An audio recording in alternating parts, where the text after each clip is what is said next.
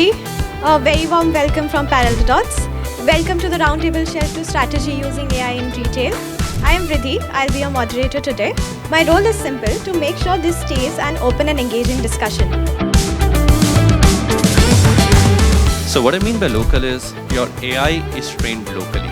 It is trained on the data that you have here in Indonesia. I think this is very, very important. This will help you give highly accurate AI, right? Anything which is not trained here will not give you the best results.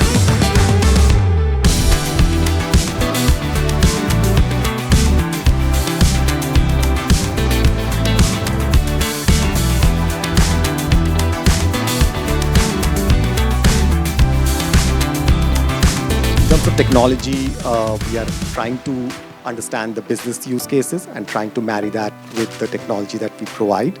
And in future, we are planning to go and move into the insights part of it. So once the shelf recognition is working perfectly, we want to marry that with other sources of data that you're looking at. And the intent is to empower you to take decisions based on data that exists within our system and within other systems. You're building a stronger business from tracking stock from the warehouse to the shelf.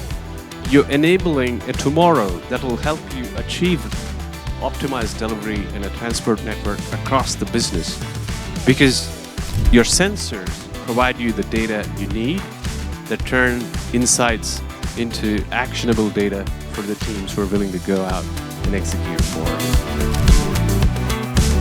That is what my focus of the conversation will be.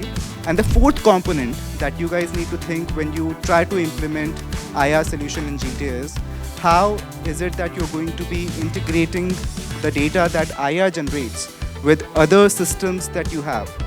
Maybe the sales data, maybe the inventory data, maybe the supply chain data. How do we ensure that we are talking to those data systems to be in a position to generate insights for yourself and for the users on the field, right?